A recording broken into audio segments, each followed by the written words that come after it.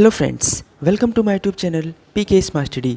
Daily current affairs के video series में आपका स्वागत है। आज 28 अप्रैल 2020 से करंट अफेयर्स के जितने भी इंपॉर्टेंट क्वेश्चन बनते हैं हम इस वीडियो में डिस्कस करेंगे। चलिए वीडियो स्टार्ट करते हैं। आज का पहला इंपॉर्टेंट क्वेश्चन है, हाल ही में बसवा जयंती कब मनाई गई? इसका सही आंसर है ऑप्शन नंबर सी, 26 अप्रैल। 26 अप्रैल को बसवा जयंती मनाई गई। यह एक वार्षिक आयोजन है जो 12वीं शताब्दी के दार्शनिक और समाज सुधारक विश्वगुरु बसवेश्वरैया के जन्म के सम्मान में मनाया जाता है। प्रधानमंत्री नरेंद्र मोदी ने भगवान बसवेश्वरैया को श्रद्धांजलि दी और बसवा जयंती के अवसर पर लोगों को शुभकामनाएं दी। चलिए आपको इमेज में दिखाते हैं। ये आपको इमेज में दिखाई दे रहे हैं, ये थे समाज सुधारक विश्वगुरु बसवेश्वरैया। चलिए अगले क्वेश्चन पर जाने से पहले अगर ये वीडियो आपको पसंद आ रही हो तो लाइक और शेयर ज़रूर कर दें। साथ ही में हमारे Telegram channel PK smart study को भी ज्वाइन कर लें, वहाँ आपको सारे पीडीएफ एक साथ मिल जाएंगे। क्वेश्चन नंबर 2, हाल ही में किसने वैज्ञानिक रूप से सिद्ध 2 हर्बल उत्पादों को विकसित किया जिसका नाम है CIM पोषक और हर्बल कफ सिरप, जो व्यक्तियों को प्रतिरोधक क्षमता को बढ़ा सकता है? इसका सही आंसर है option number B, CIMAP। Central institute of medicine and aromatic plants CIMAP ने लखनऊ के शोधकर्ताओं ने वैज्ञानिक रूप से सिद्ध किए गए 2 हर्बल उत्पाद CIM पोषक और हर्बल कफ सिरप विकसित किया है, जो व्यक्तियों की प्रतिरोधक क्षमता को बढ़ा सकता है। यह उत्पाद आमतौर पर कोरोना वायरस संक्रमण से जुड़े सूखी खांसी के लक्षणों को कम करने में मदद करेंगे। चलिए चलते हैं क्वेश्चन नंबर 3 की तरफ। प्रधानमंत्री नरेंद्र मोदी ने मन की बात 2.0 से के कौन से एपिसोड को हाल ही में संबोधित किया? इसका सही आंसर है ऑप्शन नंबर सी, 11वें। प्रधानमंत्री नरेंद्र मोदी ने मन की बात 2.0 के 11वें एपिसोड को संबोधित किया। पीएम ने लोगों की संकल्प की सराहना की कि कैसे हर जगह पर लोग कोविड-19 महामारी के दौरान एक दूसरे की मदद के लिए आगे आए हैं। चलिए ले चलते हैं क्वेश्चन नंबर 4 की तरफ। हाल ही में किस राज्य सरकार ने 30 जून तक सार्वजनिक सभा पर प्रतिबंध लगाया है? इसका सही आंसर है option number C, Uttar Pradesh. कोविड-19 के प्रकोप के बीच उत्तर प्रदेश सरकार ने 30 जून 2020 तक सार्वजनिक सभा पर प्रतिबंध लगाने का निर्णय लिया है। राज्य सरकार द्वारा कोविड-19 परिस्थिति को लेकर राज्य की 11 समितियों के अध्यक्षों के साथ मुख्यमंत्री की बैठक के दौरान निर्णय लिया गया। चलिए अब आपको उत्तर प्रदेश के बारे में आते हैं। उत्तर प्रदेश का गठन 26 जनवरी 1950 को हुआ था। वर्तमान मुख्यमंत्री हैं श्री योगी आदित्यनाथ, जो कि आपको इमेज में दिखाई दे रहे हैं। गवर्नर हैं Shrimati Anandiben Patel. Capital Lucknow. First CM Govind Vallabh Pant. First governor Sarojini Naidu. Lok Sabha seat 80, Rajya Sabha seat 31, total district है 75। स्टेट ट्री है अशोका, फ्लावर है प्लास, एनिमल है स्वैम डियर, स्टेट बर्ड है सारस क्रेन। मेन डांस है कथक, रासलीला, चोलिया, नौटंकी। मेन रिवर है बेतवा, सरजू, चंबल, केन। नेशनल पार्क है दुधवा, पीलीभीत। डैम्स है रियन, माता टीला और राजघाट। उत्तर प्रदेश से सटे राज्य के बारे में आते हैं। राजस्थान है वेस्ट में, हरियाणा, हिमाचल प्रदेश, दिल्ली है नॉर्थ वेस्ट में, उत्तराखंड, नेपाल है नॉर्थ में, बिहार है ईस्ट में, मध्य प्रदेश है साउथ में। चलिए आपको मैप में दिखाते हैं, ये मैप में उत्तर प्रदेश। चलिए चलते हैं क्वेश्चन नंबर 5 की तरफ।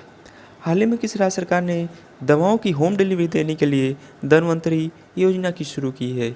इसका सही आंसर है option number A, Assam. Assam सरकार ने दवाओं की होम डिलीवरी देने के लिए धन्वंतरी नामक नई योजना की शुरुआत की है। इस योजना के अंतर्गत मरीज मोबाइल के जरिए अपनी दवा का पर्चा स्वास्थ्य कार्यकर्ता को भेजकर सूचित कर सकेंगे, जिसके बाद स्वास्थ्य विभाग यह सुनिश्चित करेगा कि यह दवाएं उन तक जल्द पहुंचाई जाए। यदि वे उपलब्ध निःशुल्क दवाओं की सूची में नहीं है, इस समय पर यह किसी भी राज्य सरकार द्वारा शुरू किया गया सबसे बड़ा डिलीवरी कार्यक्रम है। चलिए अब आपको असम के बारे में आते हैं। असम का गठन 15 अगस्त 1947 को हुआ था। वर्तमान मुख्यमंत्री श्री सर्बानंद सोनोवाल, जो कि आपको इमेज में दिखाई दे रहे हैं। Governor professor Jagdish Mukhi. Capital Dispur. First CM Gopinath Bordoloi. First governor Mohammed Saleh Akbar Hydari. Lok Sabha seat 14, Rajya Sabha seat 7, state river है ब्रह्मपुत्र।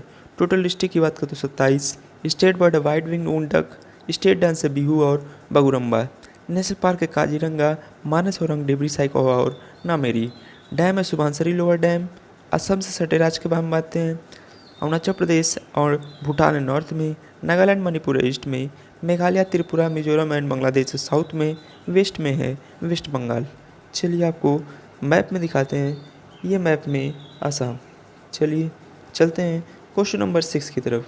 हाल ही में किस देश की पूर्व कप्तान सना मीर ने अंतर्राष्ट्रीय क्रिकेट से संन्यास ले लिया है? इसका सही आंसर है option number D, Pakistan. Pakistan की पूर्व महिला कप्तान सना मीर ने अंतर्राष्ट्रीय क्रिकेट से संन्यास लेने की घोषणा की है।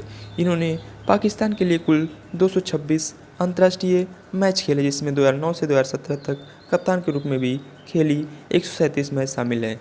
ये 34 वर्षीय क्रिकेटर वर्तमान में आईसीसी की एक दिवसीय और टी20 गेंदबाजों की सूची में क्रमशः 9वें और 41वें स्थान पर हैं। इस दाएं हाथ के बल्लेबाज ने दिसंबर 2005 में श्रीलंका के खिलाफ कराची में अपना पहला वनडे खेला था। इन्होंने अपना आखिरी एक दिवसीय मैच नवंबर 2019 में लाहौर में बांग्लादेश के खिलाफ खेला था।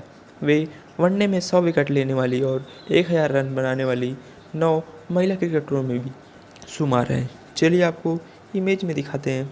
ये आपको इमेज में दिखाई दे रही हैं, ये हैं पूर्व कप्तान सना मीर, जिन्होंने हाल ही में अंतर्राष्ट्रीय क्रिकेट को अलविदा कह दिया। चलिए अब आपको पाकिस्तान के बारे में आते हैं। पाकिस्तान की कैपिटल इस्लामाबाद, प्रेसिडेंट है आरिफ अलवी, प्राइम मिनिस्टर इमरान खान, जो कि आपको इमेज में दिखाई दे रहे हैं।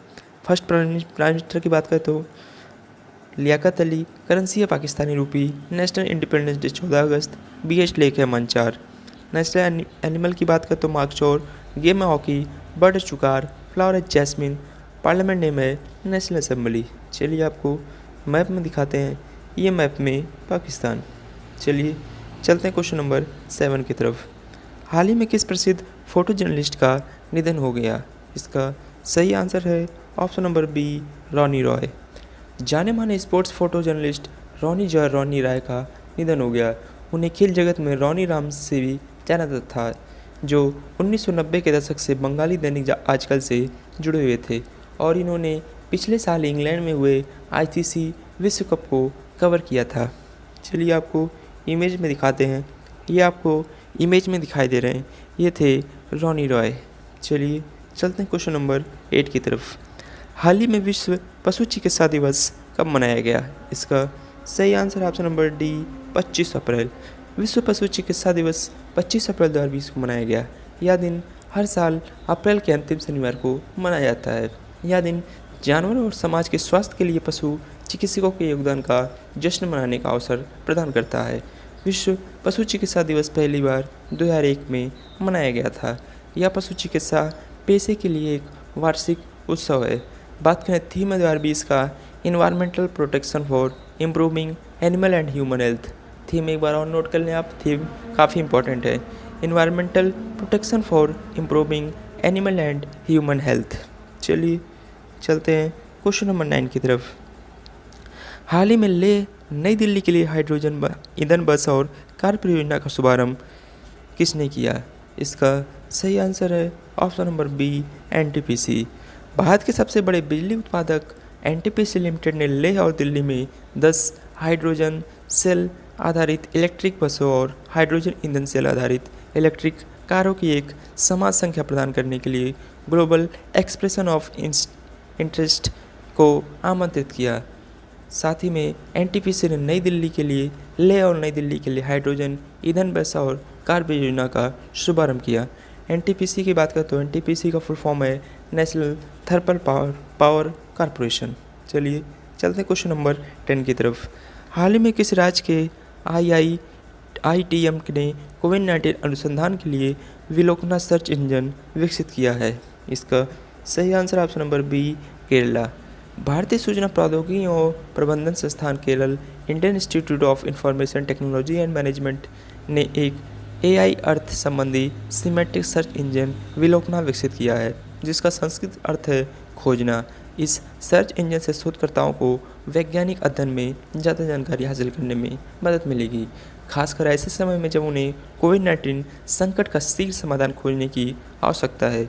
इस सर्च इंजन को centre for artificial general intelligence and neuromorphic system NeuroGI IITM के प्रोफेसर AP जेम्स के नेतृत्व में एक टीम द्वारा विकसित किया गया है। चलिए अब आपको केरल के बारे में बातें हैं। केरल का गठन 1 नवंबर 1956 को हुआ था।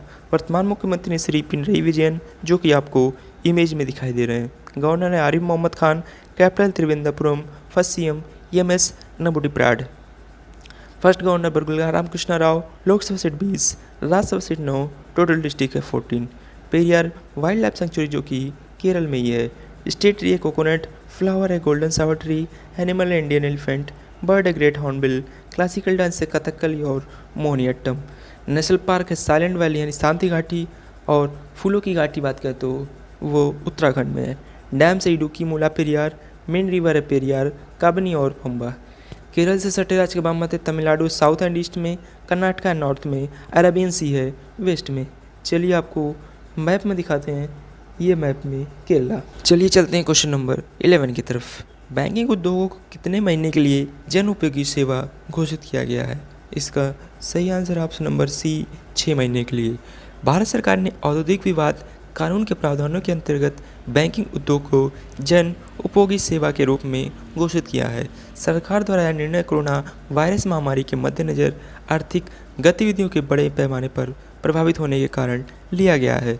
श्रम मंत्रालय द्वारा जारी अधिसूचना के अनुसार बैंकिंग उद्योग को 6 महीने की अवधि यानी 21 अक्टूबर 2020 तक के लिए जन उपयोगी सेवा घोषित किया गया है। चलिए चलते हैं क्वेश्चन नंबर 12 की तरफ। हाल ही में किस देश ने 25 अप्रैल को उत्तरी अरब सागर में जहाज रोधी मिसाइलों की श्रृंखला का परीक्षण किया?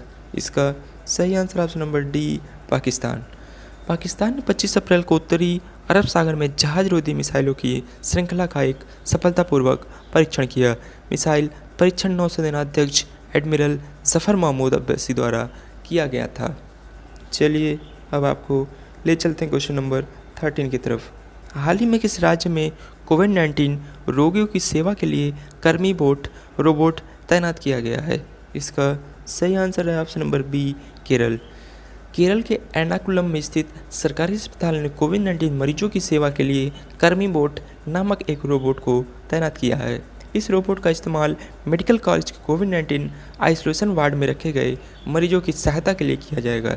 इस रोबोट को ASIMOB रोबोटिक्स द्वारा विकसित किया गया है, जो केरल गांव स्टार्टअप मिशन के निर्माताओं के साथ काम करने वाला एक निगम है। इस परियोजना का उद्देश्य कोविड-19 रोगियों और डॉक्टरों के बीच होने वाले संपर्क की सीमित करने के साथ साथ PPE किट की कमी की समस्या का भी समाधान करना है। यह रोबोट 25 किलोग्राम तक का वजन प्रति सेकंड 1 मीटर की अधिकतम गति के साथ ले जाने में सक्षम है। चलिए आपको इमेज में दिखाते हैं। ये आपको इमेज में दिखाई दे रहा है, ये है कर्मी बोट जो कि एक रोबोट है। चलिए चलते हैं आज के स्टैटिक जी के क्वेश्चन की तरफ। जादूगोड़ा खदानें किस सामग्री के लिए प्रसिद्ध हैं? इसका सही answer option number D uranium deposits. चलिए चलते हैं आंसर ऑफ एसटीडी क्वेश्चन की तरफ। हाल ही में उच्च प्राथमिक चरण के वैकल्पिक शैक्षणिक कैलेंडर का विकास किसने किया? इसका सही आंसर था ऑप्शन नंबर बी NCERT। चलिए चलते हैं क्वेश्चन ऑफ द डे की तरफ। हाल ही में किस टेलीकॉम कंपनी ने पेटीएम के साथ मिलकर रिचार्ज साथी कार्यक्रम लॉन्च किया? इसका सही आंसर आपको कमेंट बॉक्स में कमेंट करके बताना है। साथ ही में आपको पेटीएम के CEO और पेटीएम की स्थापना कब हुई थी, इसको भी कमेंट बॉक्स में कमेंट करके बताना है। ऐसे डेली करंट अफेयर्स की वीडियो के लिए आप अपने चैनल PK स्मार्ट स्टडी को सब्सक्राइब करें।